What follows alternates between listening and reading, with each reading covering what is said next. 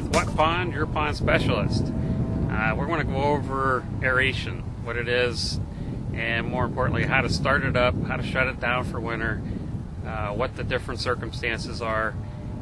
And instead of looking at me all this time, we're going to point down at a couple aerators right now we have running during the winter to keep the dock from freezing in. So hold on, let me get behind the camera and give you a shot of the two little aerators. Alright, what you see now are two shallow pond diffusers running off of a diaphragm pump. Shallow pond is like 8 foot deep and shallower.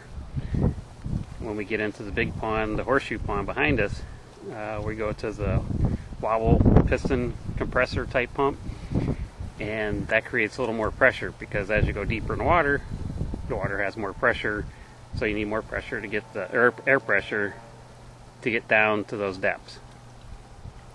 So we're in winter time coming into spring, and we've just been running the aerators to keep the dock open. What else it does during the winter is keeps a hole in the ice, because everything that washed in, everything that's been in the pond, and with the ice cover and snow cover, there's no sunlight that can get in there. So anything that was in the water column, any plant life, has all died and is down at the bottom decaying, which is decaying, creating gases that can be toxic for the fish. If enough of that build up, it could choke out the fish. So keep a hole in the ice to leave the gases out. But let's jump right into, let's go bam, we're into spring or summer, and let's cover a new pond or even a 20-year-old pond. Why there's a startup procedure.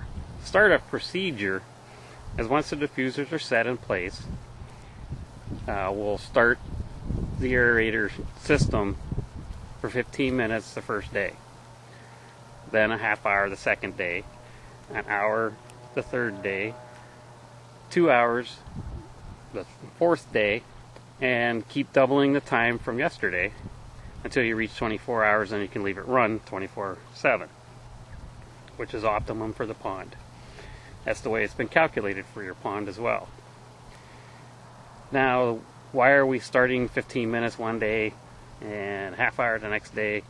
Is with a new pond, you've got all, you don't have grass growing around it, you've had all this rain washing in, and you're pulling in real fine particles of topsoil here and there, sediment, clay, and you probably noticed that your pond looked kind of like chocolate milk, and then over time it settled out. Well, those real fine particles are on the bottom of the pond. So when you start the aerator, it's going to be pulling water from the bottom of the pond, pushing it to the top surface. And you'll get, there's a chance, it may happen, it may not, but you'll get some of that sediment to come up in the water column with the bubbles. So that 15-minute run time, you get a little bit up, it goes out, settles in. And then you do it again each day, and you're just getting everything set up on the bottom of the pond, so you're not going to keep it cloudy all the time.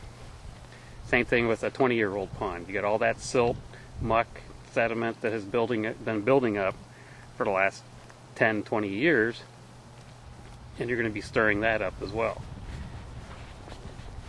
The second reason for a startup procedure, even a new pond, because you've had time for it to settle out, your water temperature is going to change, be warm at the top, cold at the bottom, making a thermocline. And that's the same thing that's happening to the older ponds. That thermocline has a less oxygen. It's kind of like a oozy, pretty gross stuff. Nothing can really live there except the anaerobic bacteria. And those guys take forever to eat up the muck that's down there. But when you start your aeration system up, you're pushing that thermocline, you're breaking that, pushing that bad water, non-oxygenated, up to the surface.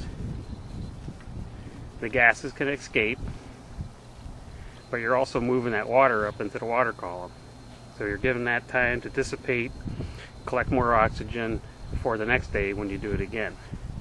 If you threw it in and turned it on 24/7 right away, you have a good chance of moving all that thermocline water, or breaking the thermocline and moving all that bad water to the surface, and the fish aren't fast enough to follow where the oxygen goes, and you could have a fish kill. So that's another part of the startup procedure. Next is, okay, so we started, we're saying, the summertime with your new aeration system. Now it's been going great, running all summer long. You have oxygen now from top to bottom. The fish are happy. They're not stressed out trying to find where oxygen is at in the pond. And you're using up the nutrients so that the algae and weeds can't use them up.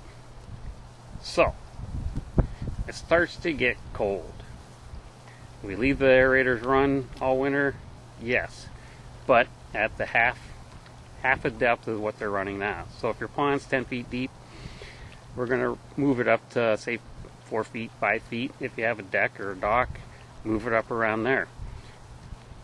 Reason being, in theory, that you could possibly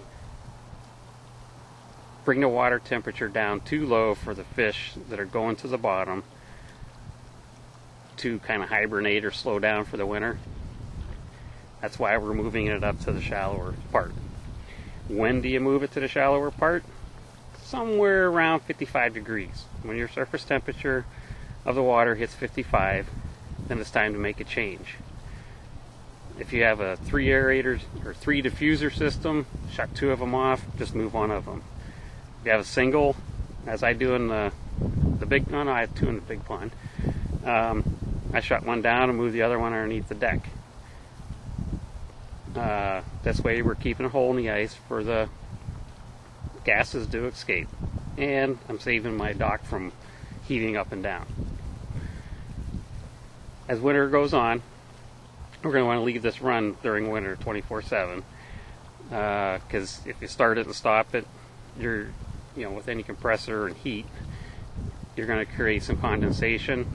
So if you shut it off at night or at any time, and that condensation freezes, and when it comes back on again, you got a good chance of breaking something. And here we are back to spring, where we are right now.